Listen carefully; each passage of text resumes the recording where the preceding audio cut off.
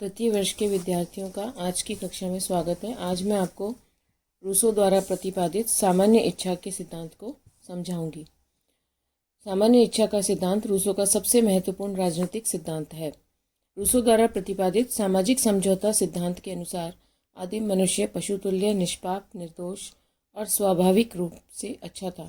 उसका जीवन पशुओं जैसा व एकाकी था। रूसो के अनुसार प्राकृतिक मनुष्य एकाकी, स्वतंत्र, नैतिक और अनैतिक भावनाओं से मुक्त, संपत्ति और परिवार से रहित आदिम स्वर्णयुग की स्वर्गीय दशा में रहता था। किंतु प्राकृतिक अवस्था में युद्ध, संघर्ष और विनाश के वातावरण को नष्ट करने के लिए, उससे छुटकारा पाने के लिए सभी व्यक्ति एक स्थान पर एकत्रित हुए और उन्होंने अपने संपूर्ण अधिकारों का समर्पण किया और सामाजिक समझौते के परिणाम स्वरूप समाज की एक सामान्य इच्छा उत्पन्न हुई। सभी व्यक्ति इस सामान्य इच्छा के अंतर्गत रहते हुए कार्यरत रहते हैं। दूसरे शब्दों में रूसो सामाजिक समझौते द्वारा निर्मित राज्य को सामान्य इच्छा कहता है। सामान्य इच्छा का अर्थ। सामान्य इच्छा क्या होती है? रूसो द्वारा प्रतिपादित मानव इच्छा को दो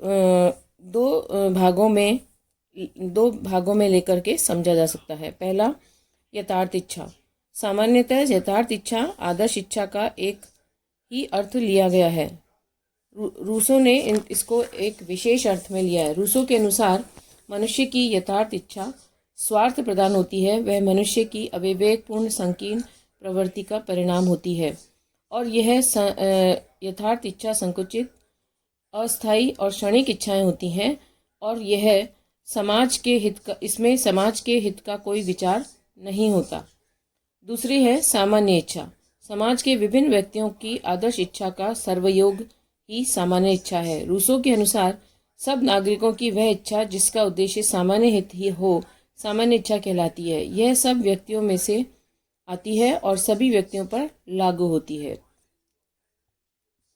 अतः यह सबकी भलाई के लिए सबकी आवाज है। इस प्रकार सामान्य इच्छा दो प्रकार से के दो अंग हैं। सामान्य व्यक्तियों की इच्छा और द्वितीय सामान्य हित पर आधारित विवेकशील इच्छा। सामान्य इच्छा की विशेषताएं। पहला, अखंडता। सामान्य इच्छा एक संगठित इकाई होती है और उसके कोई खंड नहीं हो सकते। यह अखंड है क्योंकि सामान्य होने के कारण यह कई अंशों में विभाजित नहीं की जा सकती है। यह एकत्व वाली होती है तथा राज्य को एकता के सूत्र में पिरोती है। रूसो ने कहा, सामान्य इच्छा राष्ट्रीय चरित्र में एकता उत्पन्न करती है और उसे स्थिर रखती है। दूसरा, संप्रभुता। सामान्य इच्छा सर्वोच्च और संप्रभु होती है। इस प्रकार किसी प्रकार के दैवी और प्राकृतिक नियमों का प्रतिबंध नहीं होता। यही कानूनों का निर्माण करती है, धर्म का निरूपण करती है एवं नैतिक और सामाजिक जीवन को संचालित करती है। रूसो के शब्दों में, जो कोई सामान्य इच्छा का पालन नहीं करता वह आज्ञा पालन के लिए समस्त समाज द्वारा बाध्य किया जा सकता है। इसका अर्थ इससे अधिक कुछ नहीं है कि उसे स्वतंत्र होने के लिए बाध्य किया जाए। तीसरा, अदेयता। सामान्य इच्छा अदेय है, अर्थात यह इच्छा किन्हीं व्यक्तियों को हस्तांतरित नहीं की जा सकती है। जिस प्रकार किसी व्यक्ति के शरीर से उसके प्राण को पृथक नहीं किया जा सकता, उसी किसी दूसरे व्यक्ति को नहीं दिया जा सकता, वैसे ही प्रभुता को सामान्य इच्छा से अलग करना संभव नहीं है। चौथा, इसकी विशेषता है अप्रतिनिधित्व। सामान्य इच्छा प्रतिनिधियों द्वारा अभिव्यक्त किए जाने योग्य नहीं है। रूसो ने कहा कि जब कोई राष्ट्र प्रतिनिधियों को नियुक्त करता है तब वह स्वतंत्र नहीं रह पाता, अपना अस्तित्व कायम नहीं रख सकता। उसके अनुसार संसद के सदस्यों के केवल निर्वाचन के समय ही इंग्लैंड की जनता स्वतंत्र होती है। निर्वाचनों के बाद जनता दास और नगण्य बन जाती है। वस्तुतः रूसो प्रत्यक्ष लोकतंत्र का उपासक है। इसमें सब व्यक्ति अपनी इच्छा को स्वयमेव अभिव्यक्त करते हैं। पांचवा, अचूक। सामान्य इच्छा अचूक है क्योंकि यह सभी व्यक्तियों की आदर्श इच्छाओं का सामूहिक रूप है, इसलिए वह सदा न्याय संगत और उचित है। स्थायी। सामान्य इच्छा किसी प्रकार से भावात्मक आवेगों या सनक का परिणाम नहीं होती, अपितु मानव के जन कल्याण की स्थायी प्रवृत्ति और विवेक का परिणाम होती है। व्यक्तियों के विवेक पर आधारित होने के कारण उसमें परिवर्तन नहीं होता। सातवां, लोक कल्याणकारी। सामान्य इच्छा की एक अत्यंत महत्वपूर्ण विशेषता उसका लोक कल्याणकारी होना है।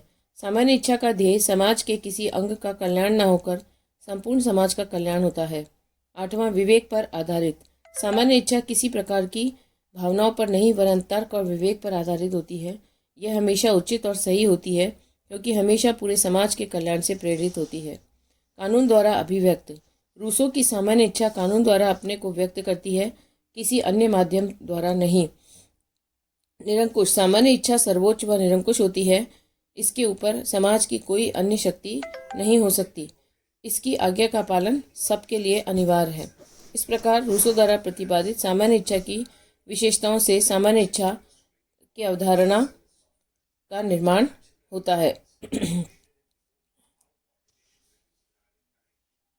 सामान्य इच्छा और बहुमत।